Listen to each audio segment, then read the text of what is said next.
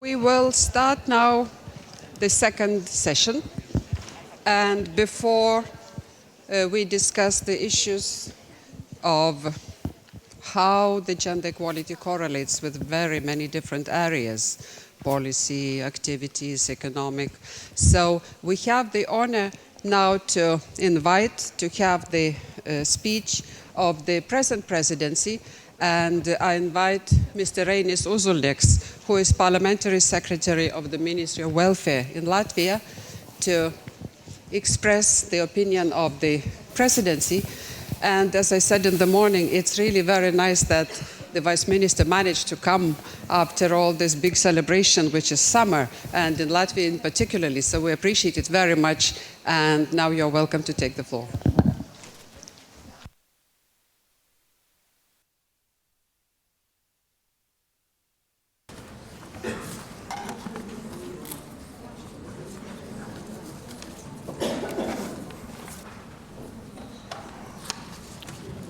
Yes, thank you for the given word. Ladies and gentlemen, it's my honor to join you today here when we launch the second Gender Equality Index for the European Union. There is no doubt that equality between women and men is essential for the member states of the European Union, and it is one of the fundamental values to ensure social justice, growth, and well-being. To fulfill the commitment to achieve the Europe 2020 strategy targets, de facto gender equality should be ensured. One of the tools to measure de facto achievements is a trustful, comparable, and diverse indicator of the Gender Equality Index. Each of the countries represented here can be proud of the progress that has been achieved, but as we see from the index data represented today, gender gaps and discrimination still persist in all spheres of society. No country has fully achieved gender equality, but each one has useful experience to share with us. The Latvian presidency of the Council of the European Union has been strongly committed to accelerating progress towards gender equality and closing gender gaps in different areas. Equal economic independence for women as well for men is crucial to close the income gaps. Nevertheless, nothing could be reached in one day. A comprehensive set of policy measures is needed to ensure equal access to a resource throughout the life course. One of the dimensions of equal economic independence is needed to address the phenomenon of gender gap in pensions. The average gender gap in pensions in the EU is 38.5%, and it is substantially higher than the gender pay gap, 16.5%. The reason, of course, behind the gender gap is pensions are complex and diverse. On average, women are paid less than men. Division of time and tasks in private life is unequal, and many women interrupt their careers in order to care for dependents. Men's poor health conditions and differences in life expectancy also have an impact. As studies and experts highlight, the formation of gender gap in pensions is also due to gender occupational segregation, which leads to lower social contribution, directly affecting the amount of the future pensions. More generally, gendered social norms and stereotypes are also among the reasons. The gender gap in pensions shows the accumulation of inequalities over a lifetime of a person and generation, and also shows the cost of policies that do not consider gender differences. Financial resources and economic situations of women and men are examined in one of the core domains of Gender Equality Index 2015. As we see, the progress in this domain is very low. Gender mainstreaming approach was streamlined in several other of presidency's events. We tried to explore more on the barriers and challenges which are the main reasons restricting economic independence. Women's and men's economic independence can't be ensured without equal participation in economic and political decision-making processes. It is actually a precondition for effective democracy. There is a broad consensus in the European Union on the need to increase the representation of women in decision-making structures, especially in business. It has been widely acknowledged that the European business and politics need the talents of Europe's highly educated women. Increasing diversity is also a way to improve the performance of companies and develop policies which are not gender neutral. In the Gender Equality Index 2015, the domain of power shows the greatest progress achieved in the period from 2005 to 2012. Despite this, men's overrepresentation in discussion-making positions remained prevalent in all the member states, both in politics and in the economy. At the same time, attention should be paid to the attainment of boys and raising their achievements, as well as combining gender segregation in education. There are several gender equality indexes developed and used to measure the progress achieved. They differ in the scope and methodological approach, but the aim of them is shared, to indicate whether the measures taken to ensure gender equality are effective and what are the gaps which need to be closed. Gender Equality Index 2015 calls us across the European Union to make concrete steps to implement the commitments that have been taken. The index is a great tool that enables us, politicians, policymakers, and implementers, as well as civil society, to determine how we are performing for both women and men on a wide range of parameters. It is a great value that the European Institute for Gender Equality has done to present the index today. The index is a unique instrument to monitor the situation at national and in the EU level. As we see, the work on the scope of the index has already been evolved since the index first launched in 2013. Congratulations also and big thanks to the European Institute for Gender Equality on its excellent and most useful work, which will support us all in developing evidence-based national and EU policy strategies and measures aimed to ensuring de facto gender equality. Thank you very much and good luck to you all.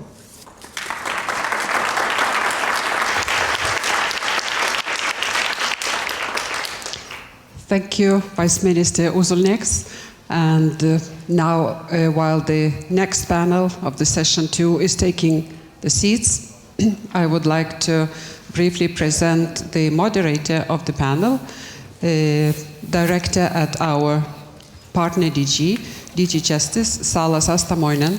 And also, just so you know, Salla is really a good image or a good role model for how you imagine really commission officials, really open, constructive, and for us, we are really very happy now that Salla agreed to moderate this session with many of the policy developers and researchers.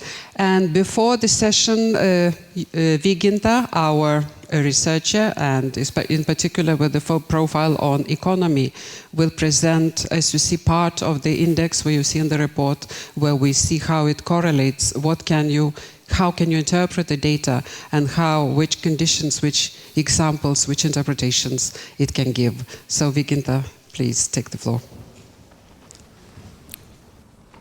Hello, dear guests. Gender equality is a standalone goal. However, we can also associate with different variables, and it would help to understand how gender equality is related to other phenomena. So, linking the scores with the different contextual variables within each of the core index domains, we wanted to show the relevance of having mainstreaming gender dimension into different EU policy areas. So for the domain of work, we're choosing to look at the gross domestic product, GDP per capita. For the money domain, we're looking at the social expenditures as proportion of GDP. NEETS rate are important when we're talking about knowledge domain. For the time domain, we were looking at formal childcare provisions, and Barcelona targets. Power, we looked at women's representation at the highest levels of academia. And finally, for the domain of health, we looked at the health spending, health expenditures as proportion of GDP. So let me start with the first one.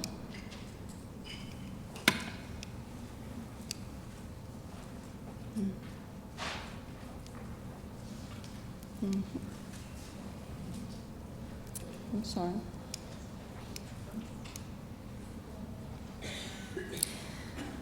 The Europe 2020 strategy highlights smart, sustainable, and inclusive growth. One of its targets is increasing employment to 75% of individuals aged 20 to 64 by the end of 2020. The focus on employment participation is linked to overall economic growth. So that's why we were looking at GDP per capita.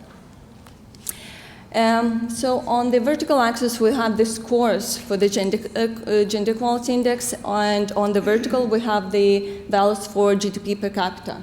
So based on those two indicators, we mark the country. We do it for all the countries. We have a scatter, and we draw a line, that line of best fit. So meaning we're drawing the line through the center of data points that best represent the trend of the data.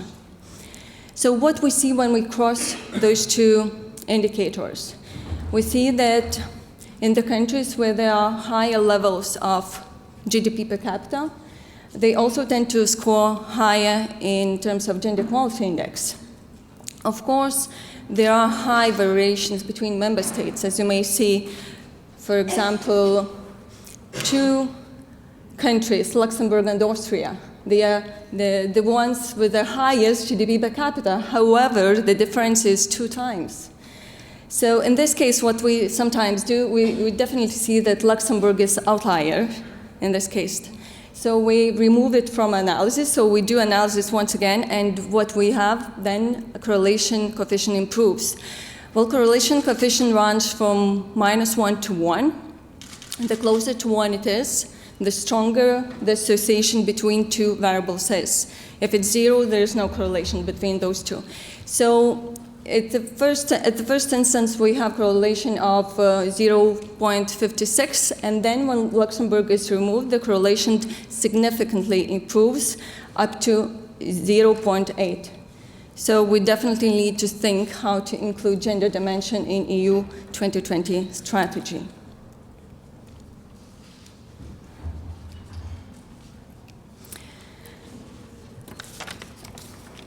The Europe 2020 strategy also seeks to decrease people who are at risk of poverty and social exclusion by 20 million by the end of 2020. In 2012, 1/4 of persons in Europe was at risk of poverty or social exclusion. Of course, it represents threat to their dignity and integrity. What do member states do? They do spend proportions of the budget on social protection. They invest in providing safety nets, in human capital, and they try to combat poverty and social exclusion. Social protection spending includes cash benefits and benefits in kind, designed in such a way that the people's livelihood would be ensured in cases such as old age, sickness, disability, unemployment, family support needs, and others. And of course, there is quite a high correlation between those two. Correlation coefficient is of 0.65. So it means in the countries where they spend more on social, where the social protection expenditure are higher, they also tend to do better in terms of gender equality. But we have to be careful because we see high variation between member states. It also depends not on the size of GDP, but also on social security systems itself. So as you see, for example, Denmark and France, they spend more or less the same proportions of the GDP on social protection. However, they have different scores for the gender equality. But of course, we need to take gender into the social policies, because gender policies are not gender neutral. They have different consequences for women and men in the longer run. So gender equality and greater social cohesion between member states are therefore essential to achieve smart, sustainable, and inclusive growth.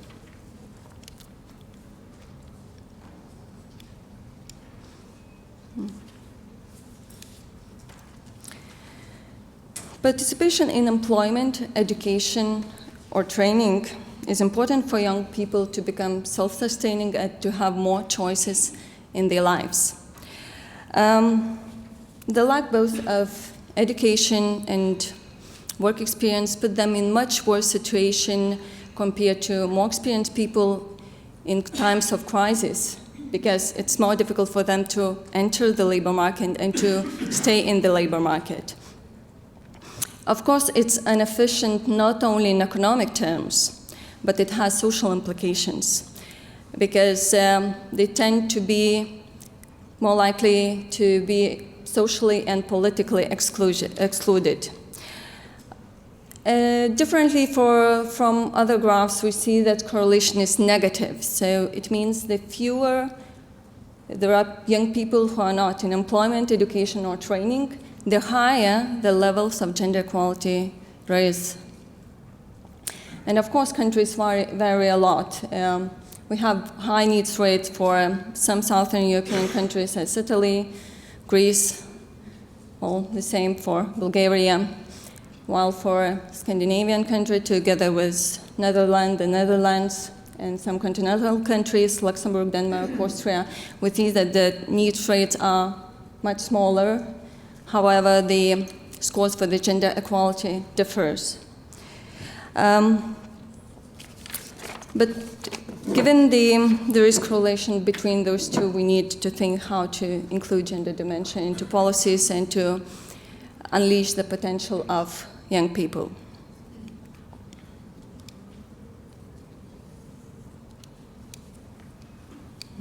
I'm sorry, something is not working as I wanted. Time. We showed that the scores for the domain of time are really small, are really low. So we really need to think about an equal division of time, of caring responsibilities, of household tasks between women and men. In order to facilitate women's employment, the objectives were set at the European Council in Barcelona in 2002.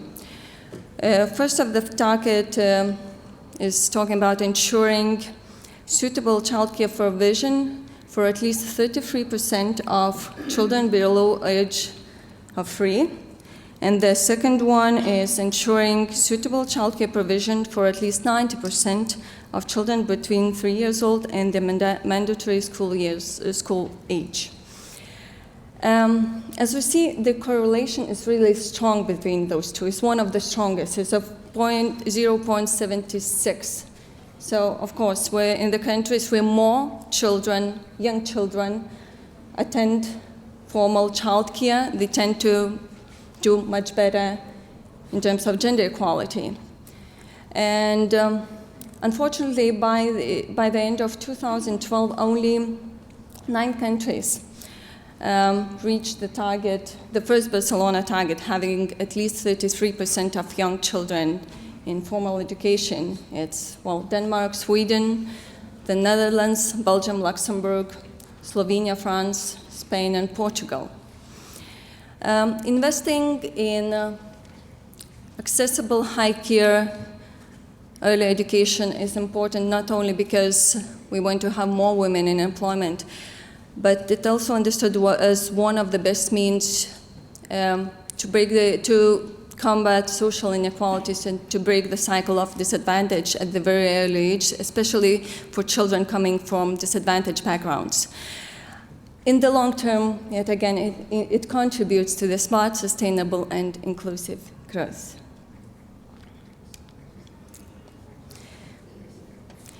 Conceptually, domain of power consists of 3 subdomains: political, economic, and social power. While we have data for the first 2, political and economic power, we could not populate the 3rd subdomain because of the data. The data doesn't cover all the countries, all the member states. However, we have some data, so we wanted to look at the association between our index, and we wanted to look at the proportion of women on scientific boards and committees. As we see, we have moderate correlation here of 46.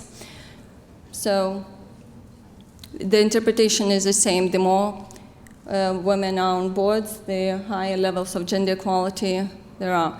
But of course, as in other cases, we see really big differences between member states.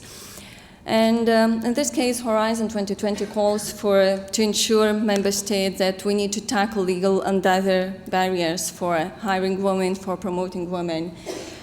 Well, we have women outperform men as university graduates. However, pipeline starts to leak at higher level, at PhD levels, where more men on average receive PhDs compared to women, and then the differences become more pronounced at the highest levels of academia. So we really need to think how to get more women on boards, because it's important for future research agendas in Europe.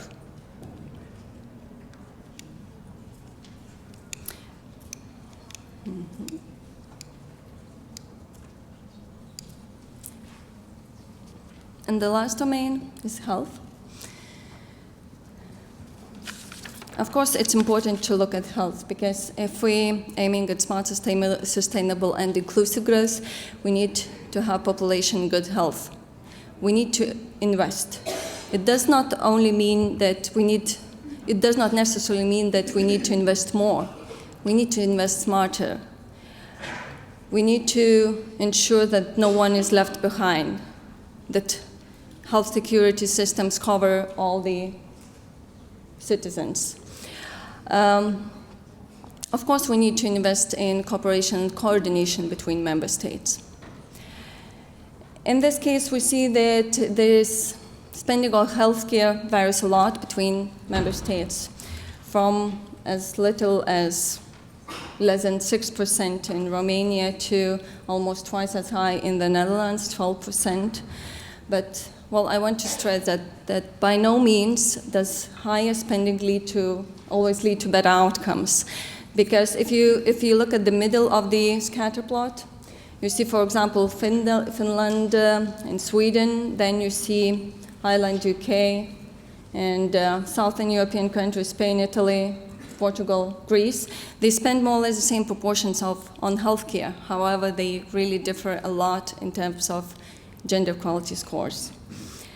However, there is a correlation and link between those two, and it means that we need to think how social health care systems could adapt to specific needs of women and men to a greater extent. So I tried to present some of the analysis that we did. We tried to correlate our index with relevant contextual indicators within each of index domains: work, money, knowledge, time, power, and health.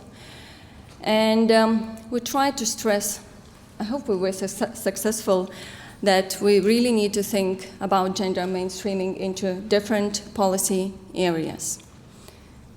I want to thank, to finish and want to thank my colleagues that I was working with in EIGE, and I want to say thanks to Anne. Thank you.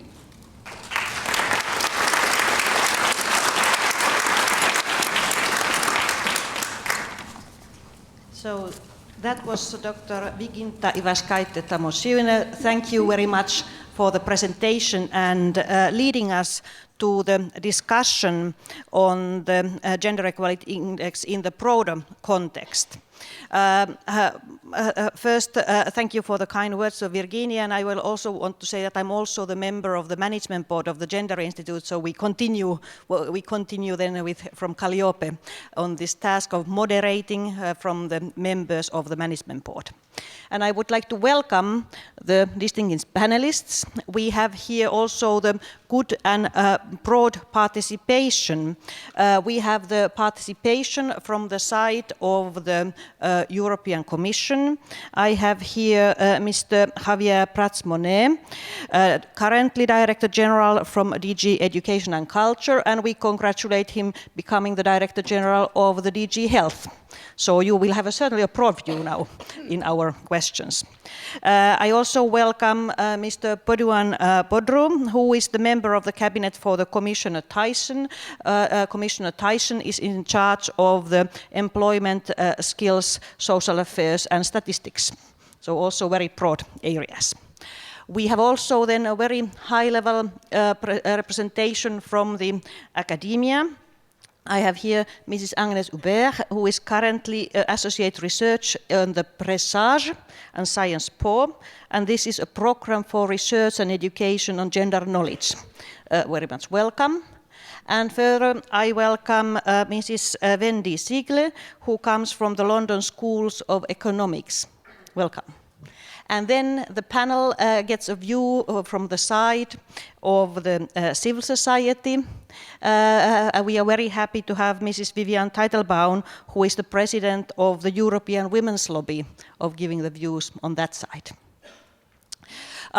So the idea that it is a panel discussion, you, the panelists, have the main role. Just to lead on the discussion, I will put to you two questions. Maybe you can look at a bit from that side. We heard in the first session the overall situation on the gender equality index this year, and there we, in the EU level, we were in the 53.2. out of 100. So it's kind of just over halfway. And at least personally, knowing how much work is done at all the member states, on the governments, also on the NGOs, so all areas, it's a bit disappointing. So I'm asking also you, what do you think about the results of the index? So this is something that it's interesting to know.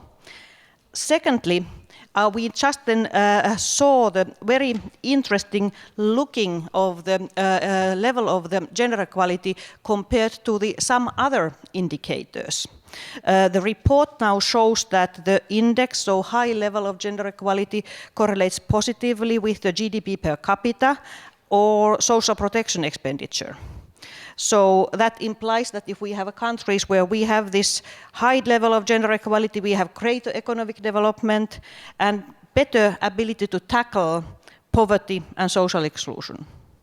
We also learned that the higher level of gender equality correlates with the health in a certain extent, or the better healthcare, and the formal childcare. And there we can say, ask what is the cause and what is the, how, there's a correlation, but what is the cause and what is the result?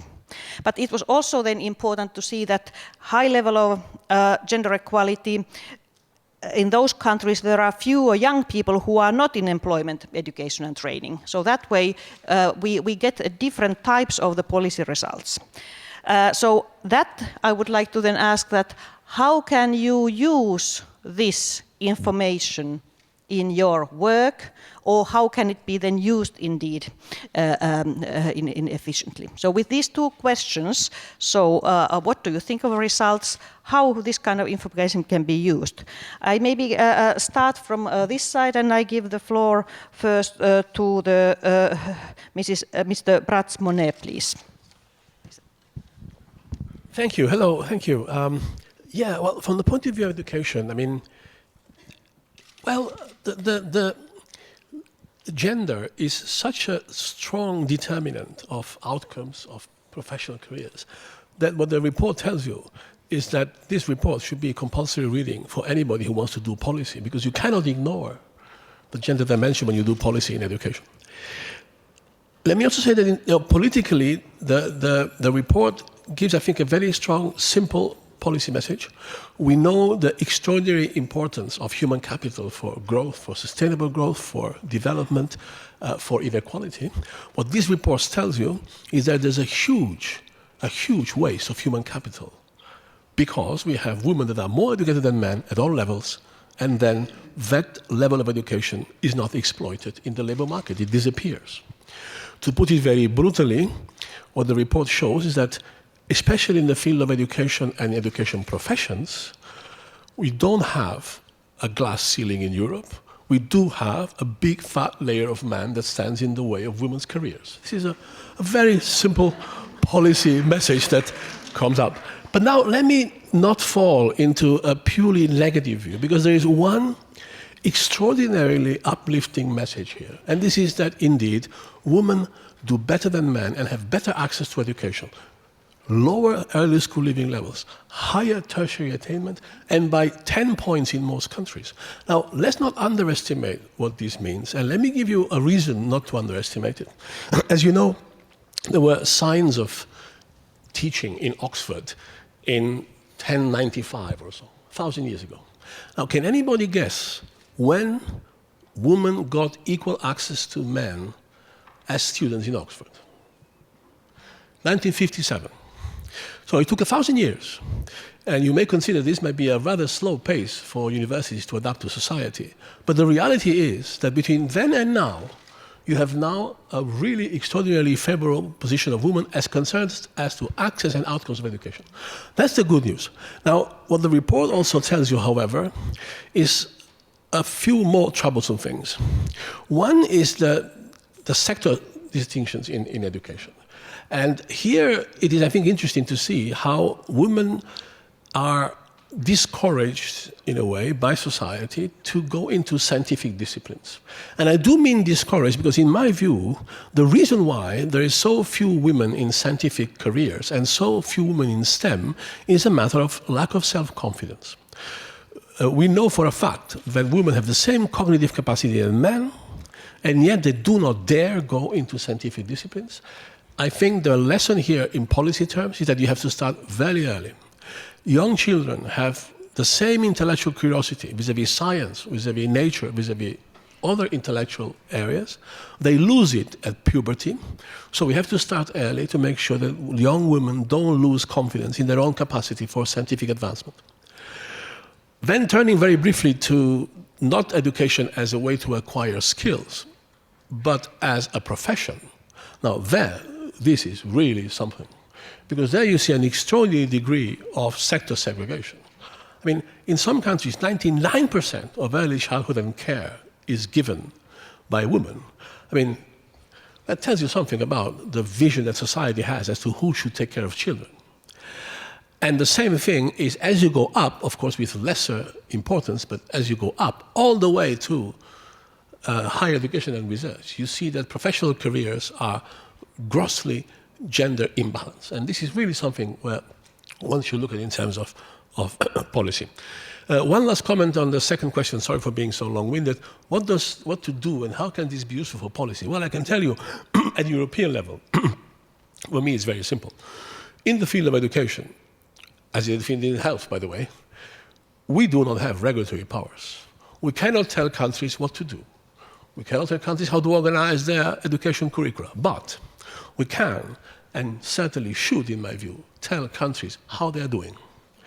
Therefore, the importance of evidence to show what is happening in education professions, and to show this with solid country analysis is really absolutely important. Hence what I was saying as to the compulsory reading nature of reports like this. The use of this report in policy is not to find new things. Luckily, in the field of gender equality and education, as opposed to other fields, we know a lot about what is happening.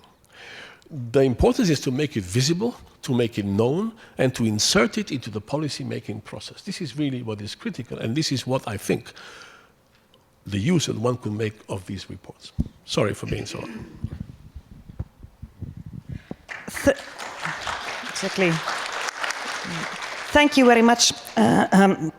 for that, those views. So I see that you are able to pick up from the report issues like the issue of the segregation in the education, continuing in the occupation, and also then actually you said that it is then the power of knowledge that can influence on the member states of how to do it. So thank you for those views. Let's finish then the Commission side. Baudru, how does it look? You are then on the political post in the cabinet of the Commissioner. What could this kind of report give to your work? Thank you very much indeed. Is it working? Yes? Okay. I think this report shows us more what we still have to do than what we have already achieved in terms of employment and social exclusion. As you know, the two targets of the EU 2020 strategy from which we are going away instead of coming closer are actually the rate of employment and the number of people at risk of poverty. We do see here a strong link between the issue of gender equality and those two targets. Of course, the situation is quite different from member states to member states, but I think this report and those statistical data show us the way to follow and give us the necessary information to design our policy priorities in a proper way. The fact that today the rate of employment of men is actually at the level of the EU 2020 target, although the women are still at the level of 63.5%, is just an obvious demonstration and evidence that there is a huge and urgent need to do everything we can to activate the women to participate into the labor market. We have a number of instruments for that at the EU level, together with the member states indeed, because social affairs and employment are basically a policy developed on the subsidiarity principle. But we do use at the same time the legislative instruments. We have a number of directives designing the measures that and the rights of women related to the working conditions, participation in the labor market, and so on. But we have also budgetary means, and for the new period we have now already in the member states 1.5 billion dedicated to actions to promote equality between women and men on the labor market. And we have also this macroeconomic surveillance system, which is the EU semester, by which we identified the member states who have to act more actively to address the issues of the inequality between women and men, and in particular the participation of women on the labor market. There are a number of country-specific recommendations addressing the lack of childcare. We refer to that in the presentation of the report.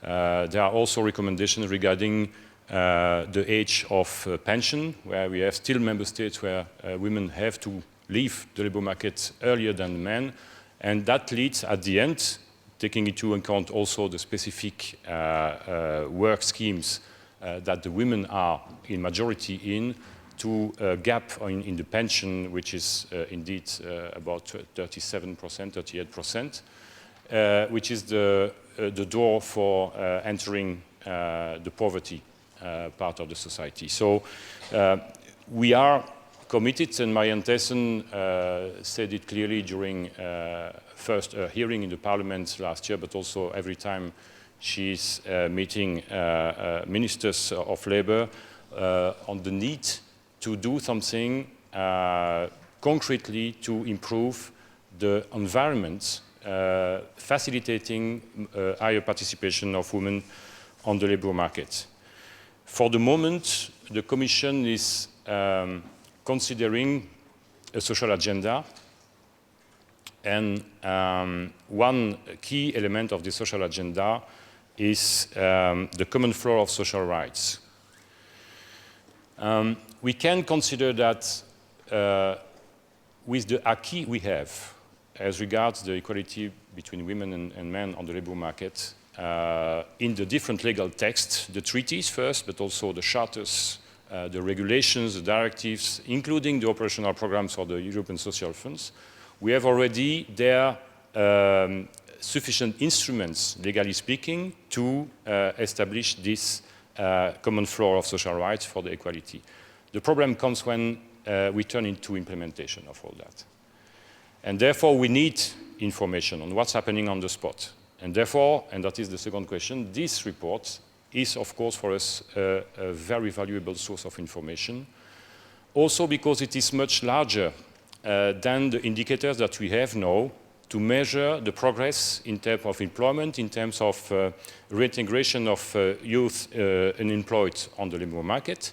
We have indeed a better instrument now to measure all that, and we will in 2016 present an overall evaluation, in particular of the Youth Guarantee and the Youth Employment Initiative, by gender, and that is very important. But nevertheless, we are very much concentrated on the job aspect of the policy, although this approach is much broader and gives us actually extremely useful element of context.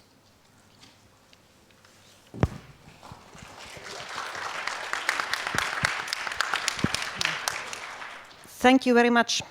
That was, I think this goes quite to the point that our legal systems have already certain minimum standards for gender equality, and certainly the direct discrimination, for example, in all these areas is already forbidden.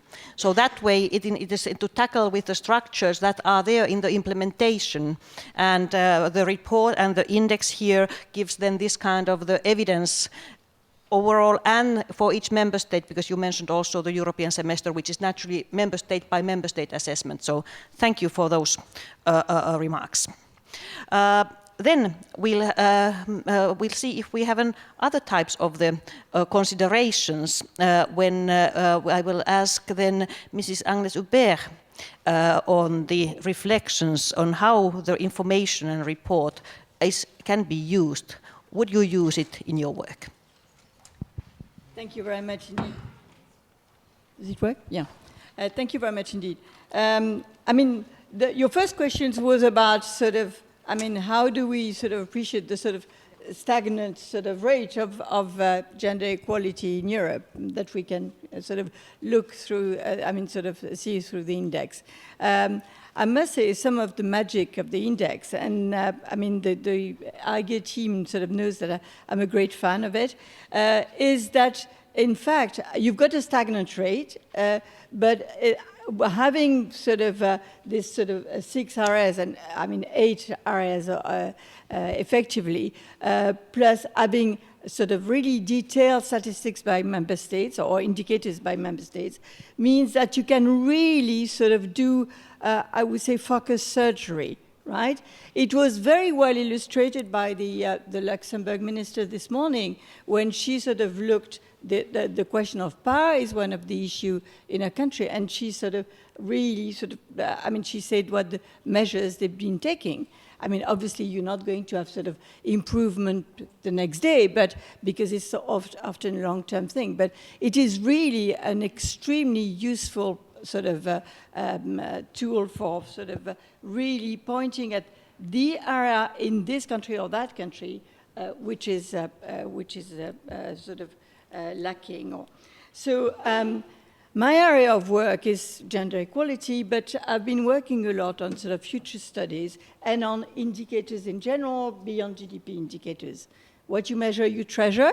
I've repeated that quite a few times, and I don't know who it belongs to, this sentence, but I mean, because it's been repeated when we're doing the Stiglitz report, for instance, and when we worked on sort of beyond GDP in the Commission. What you measure, you treasure, and there are a lot of reasons for treasuring gender equality, and measuring it sort of add to the arguments.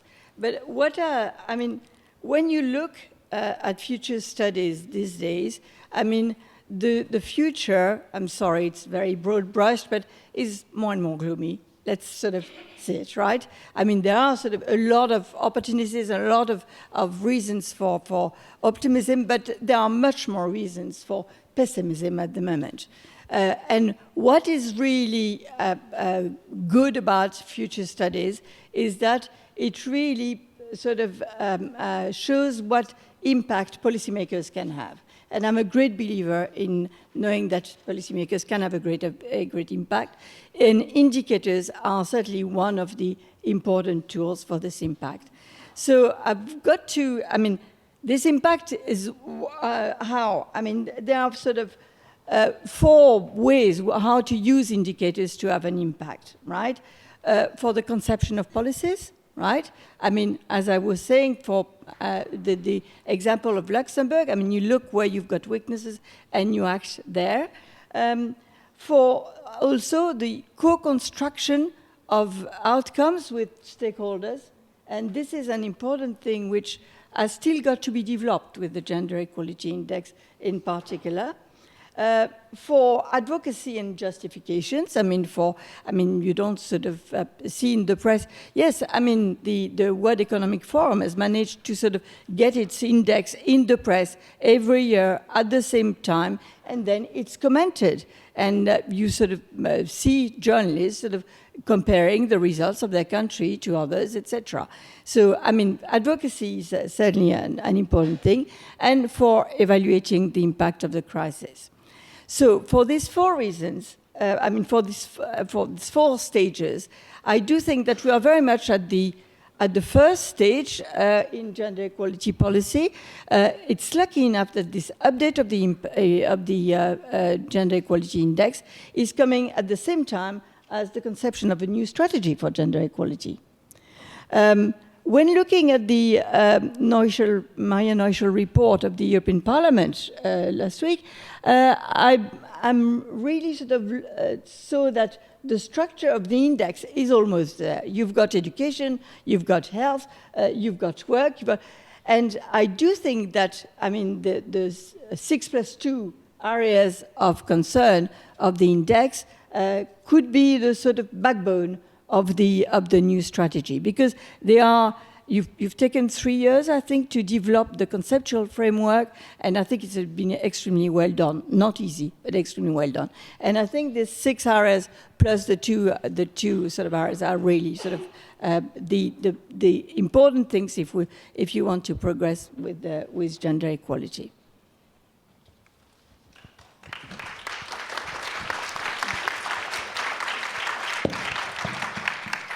Thank you very much, Mrs. Hubert.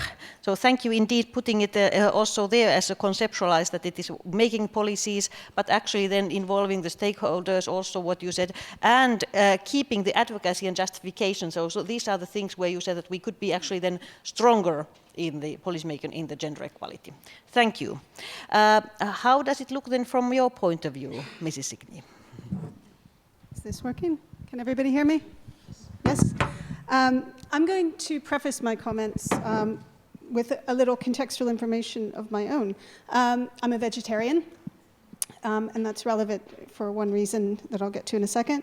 I am located in the UK, which is very relevant for what I'm going to say next, and I grew up in the US, which will become relevant as I go on. Being a vegetarian is important because I'm not used to having choice, and I have 5 minutes. And I've been given a report and I've been asked to talk about what I think of it and what I can do with it. And I'm so completely confused by choice. You're going to have to forgive me if I sacrifice breadth for depth. I'm happy to go into depth with anybody afterwards, but I don't do choice well. The second point is I'm in the UK. And the UK, as everybody in this room probably knows, is unique in Europe. Britain is insular, bound up by its trade, its markets, with the most varied and often the most distant countries. She has in all her work very special, very original habits and traditions. In short, the nature, structure, circumstances peculiar to Britain are different from those of other continentals. How can Britain, being what she is, come into our system? Said Charles de Gaulle. Thank God we did, and let's hope we stay. But I think all of that's very relevant when you're trying to put together an index which is dealing with such diversity. And coming from the perspective of a country that is a bit of an outlier, I think what I see in this report is a really great job at trying to strike a balance between acknowledging diversity and complexity, but also coming up with something that you can use, which is a coherent summary measure. And that is really, really not easy to do. And for that reason, I would agree with my esteemed colleague that the report should be compulsory reading, because the text of the report situates the index so well and identifies some of the issues with using a crude indicator. And indicators are crude because they have to be simple. But it adds the nuance and the caveats and the richness to the index, which complements it well. And I think really without the two together, you curtail some of the policy relevance and some of the policy applications. I really, really love that we have an index which explicitly says achievement matters. It's not just gaps, it's the level of achievement. When we decide that something is good, it matters whether people achieve it or not. And it also matters whether we see gender gaps in one direction or the other. That the index does that it says that explicitly is hugely important. That the report says, and this is a quote, statistics can only capture information disaggregated by sex, but it remains necessary to interpret them from a more elaborate and critical gender perspective is enormously important. We see an index as a starting point. It's a starting point to generate questions, and it's a starting point that only can realize its potential if we pay attention to the context around it. I absolutely love that this report draws enormous attention and pays a lot of attention to cross-national variations within Europe. We often see far more variations across countries than we see between women and men. And this is important if we want to think about setting policy in a European context where countries are coming at policy solutions with very different starting points and very different institutional legacies. That means that institutions matter.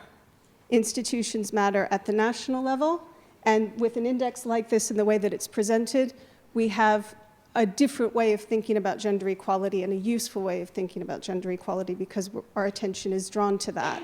It also makes it easier by highlighting what has been unable to be included in the index. It gives us some idea of where we need to look as well. The fact that we see the importance of institutions at the national and policy level, but we're missing indicators of social power, and we had been historically missing indicators of violence, that we're looking for what we don't see and what we can't measure is equally important, and the report does that beautifully. So I think it's really important that we think about why institutions allow or don't allow the UK to have at the same time very high rates of tertiary education and very high rates of people leaving education early, lots of inequality. How do those institutions matter? But it also invites us to ask what happens at the much more micro level institutionally.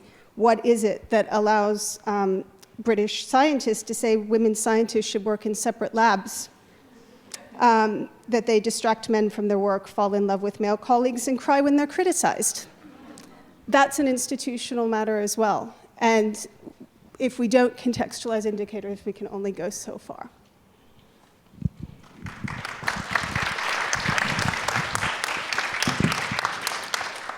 Thank you, Dr. Sigle, and thank you for pointing out that indeed, even if the index is already a very helpful tool in simplifying through these indicators a complex world, that there might be something issues that we cannot see in the world as they are still then not measured. So, very important observation. It is the turn for the Mrs. Viviane Teitelbaum from the European Women's Lobby. How do you see the gender index from the point of view of the work of the NGOs? Please. Thank you. Hello. I will answer, make a few remarks. The first thing I want to say is that as a feminist, I really think that this index is of importance, and it's crucial because it gives a clear picture of what the situation is, and we need that to be able to use the data and then set the objectives, success indicators, and so on. So that's really very important, and I really want to thank EIGE for that. The second remark would be, as a feminist and a women's rights activist, the results are, to say the least, and it would be a total understatement, disappointing, because what the index shows is that, in fact, women were, are, and remain only half equal to men in Europe. And having said that, the situation is bad, but progress is particularly slow, freezingly slow.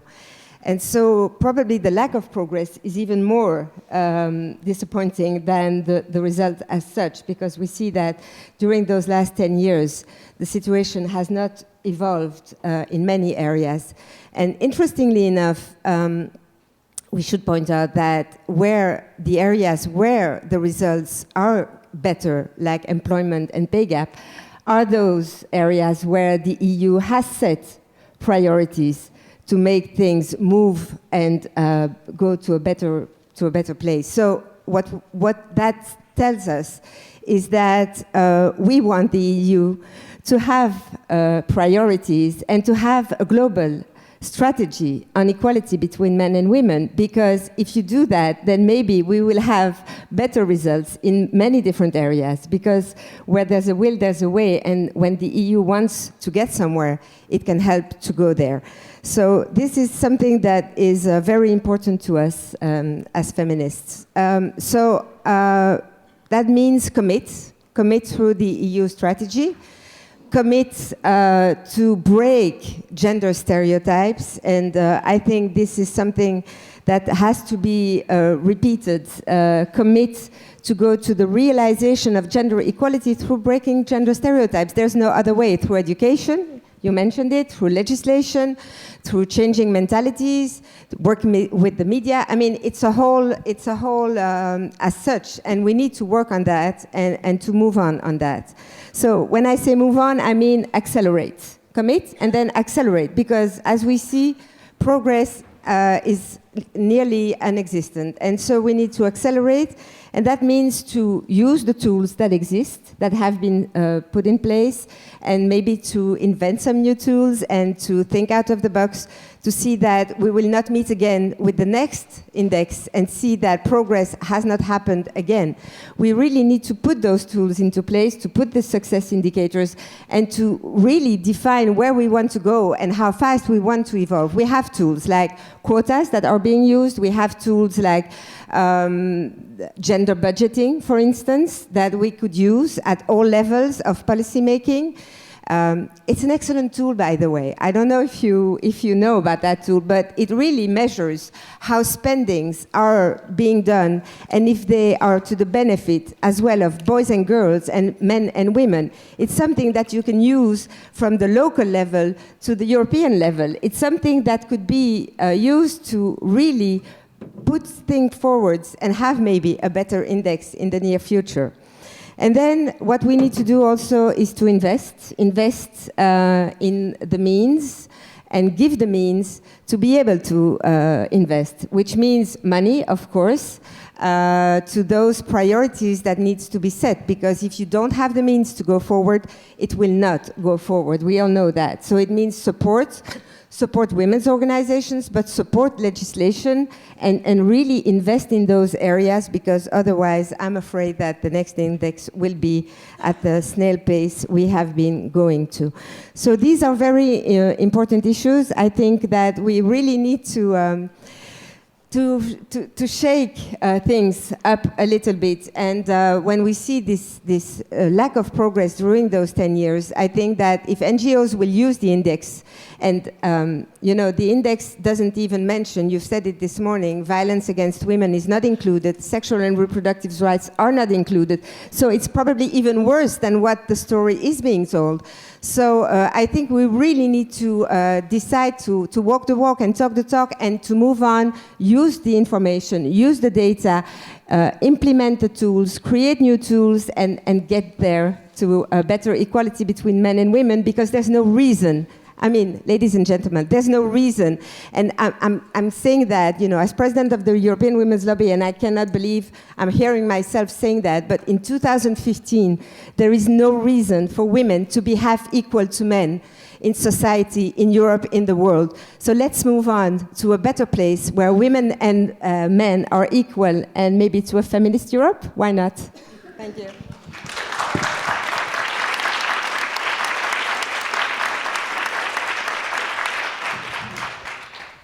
Thank you. So I understand that for you this is an so excellent tool for the advocacy work of giving the evidence on this, and raising the points coming from the index.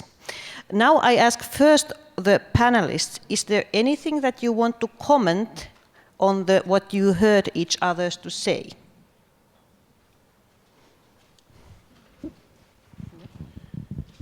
Yes. I just want to make a small comment. I think that one important thing to bear in mind is that the Gender Equality Index is not just about gender and not just about equality.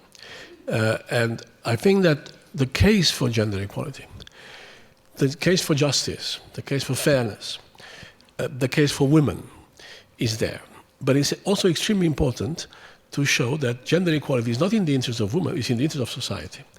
That the case for gender equality is not for fairness only, it's also for growth, it's also for human capital. It's another way of saying that it's a bit worrisome that this room is full of women, whereas it should be full of men. Because most of the women here know what their interest is.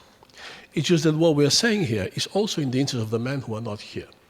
And I think that the risk, if I may say so, of any advocacy, and I think that gender equality is not an exception, and what we just heard from the last speaker is a very good example. This is a very compelling case. Precisely because it's so compelling, the risk is that you only speak to the convert. And I think this is really very important. Or to put it another way, for gender equality, as for education, the important thing is not to speak about education to people who work in education. It's to speak to everybody else, and in particular, ministers of finance. I think that certainly as concerns the EU level, because, you know, the immediate answer either to the lazy or to the indifferent to a plea for gender equality at European level is, well, if your case is justice, go knock on the door of member states, because it is for member states. And it's true, we don't have the legitimacy from, you know, Brussels bureaucrats don't have the legitimacy to go tell Poland, for example, whether it is true or not that Polish women, by nature, their destiny is to stay home and take care of their children until they are 10 years old. What we can do in Europe, at European level, is to say that it is essential for our societies to look at sustainable growth, to look at how we can have a better society, a better welfare state, and that requires for everybody gender equality.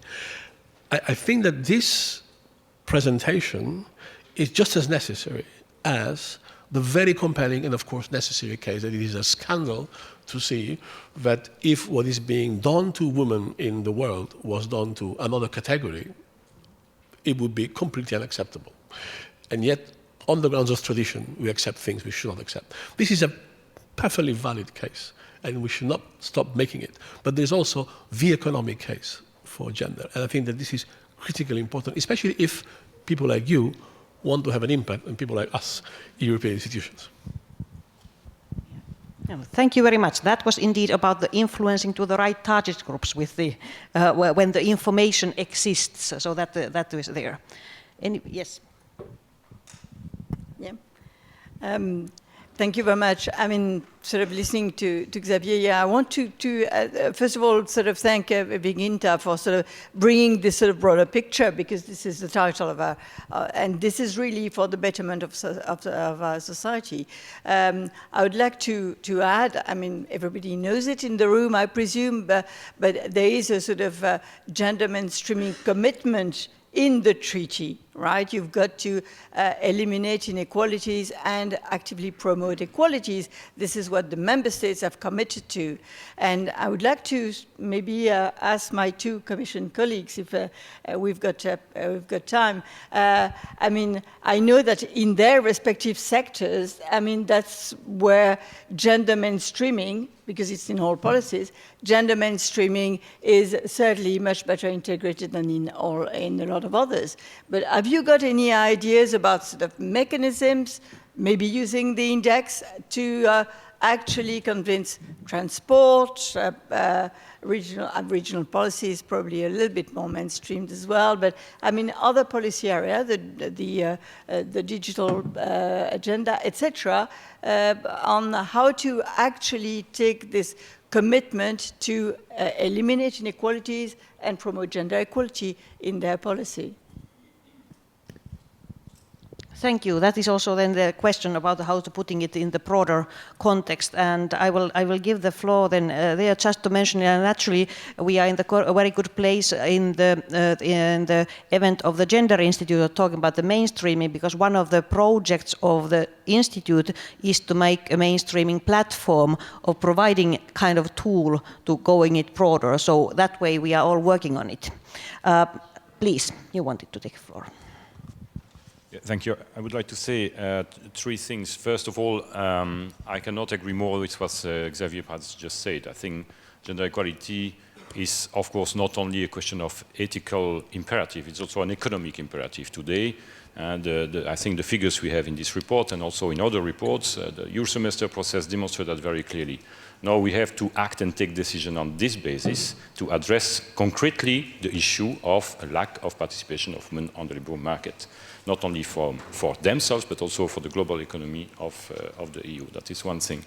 The second thing, as regards the mainstreaming, I think probably Commissioner Jourova this morning told already the idea, that's not the idea, the project to develop a strategy across the board for all policy areas where gender equality will be an important element. Indeed, we have this principle everywhere in our regulations and charter, including the International Convention of the ILO and so on. We have now to make sure that it is concretely translated into decision-making process, into priority settings, and into actually also funding of actions, in particular from the ESF, but others. And the last point I wanted to say, more from the perspective for research, I had the opportunity to meet different stakeholders of let's say the issue around gender equality, and I asked all of them whether they have any information on the efficiency, effectiveness, and performance of certain organizations. Like, for instance, the social dialogue. We see that we have, across the member states, very different types of performance as regards the social dialogues. The question I had is whether there might be a link between the performance of those organizations and the participation of women in those organizations at the different level, membership, but also leadership and so on. So for the moment, we don't have, I think, any information on that. But I think it is worth exploring further to see whether, also from a purely performance viewpoint, such organizations which have a huge impact on the labor market functioning can also benefit from addressing properly the issue of gender equality. Thank you for that one. So we see that there is the two aspects, the rights, values aspect, it is important, but as well as it is the gender equality as the driver of the economy, what are the benefits it gives. So both the two ways of the justification in the policy making are very important. Did you want to comment? Yes, please. I wanted to add, it's always funny when you put policymakers and academics on a panel, because the academic will sit there and go, it's all so complicated, and everybody will fall asleep. But I just wanted to point out that I think it's really important to think a little bit about the fact that this gender equality indicator includes things like the social use of time and care. We can talk about the economy, and that's great, and we can talk about GDP growth, but in the context of my country, Britain, we fell in our indicator over time. We didn't look too good in this report, partially because time spent in leisure and charity work fell, despite our big society, which our Prime Minister said we were going to get. That isn't valued in GDP. And I come from a country with a labor market that has really, really long hours, particularly for men. And I'm not sure closing a gender gap in crazy long working hours is really something I'm going to be proud of. It will increase GDP, partially because GDP doesn't value that social care that people do in the home for children. That's another aspect of the indicator. What we need to keep in mind with this indicator is that gender inequality is multidimensional. Our solutions need to be multidimensional. And we need to recognize that there can be too much of a good thing as well if we're only measuring it part way. Thank you. So if the society is very complex, the issue is complex, there might not be always simple answers. Before have the last panelist possible to comment. Yes. Before then? Maybe just say that austerity has had an impact on, of course, those gaps between inequality between men and women, and put women at a very bigger risk of poverty in Europe. But austerity should not drive us away and distract us from the core values, which are justice, but of course also equality between men and women, and it's engraved in the treaty. So we really have to balance this off and work on that, because we see that those are the areas that are of a big challenge for the future. Thank you. Thank you. No, just to say that if the academic wants to disagree with the policymaker, she'll have to try harder, because I could disagree. I mean, saying that one has to make the economic case for gender equality doesn't mean that means increasing GDP. If I have a car and crash it up when I go out of here, that will increase GDP, yeah? Because it creates economic activity. It's just not very good for well-being, I guess, when you crash your car. So precisely because of this, it is very important to include gender as a way to reach more inclusive societies and look at the connection between inclusion, equality, and sustainable growth. So I completely agree. The solution is not to make sure that women work 80 hours a day because they have childcare. Huh? Thank you. So this has been a very discussive panel. I would like to thank all the panelists for their views. I think that the discussion showed that there's a lot of potential in, once again, with this Institute's gender index. There's a potential of making the policy concepts, choosing the priorities, but keeping in mind that it is indeed a complex world, and we have to find both the values, treaty rules, mainstreaming, and the sustainable, smart and economic growth that we want also Europe to go forward currently. So thank you very much for your contributions. Thank you for the audience. I will not anymore open the floor for the questions in this panel. I think that now the Institute is inviting everybody for a lunch break. So this is an important part of the conference. So I hope that the discussion continues over the lunch as lively as it was in the panel. So thank you for the panelists once again.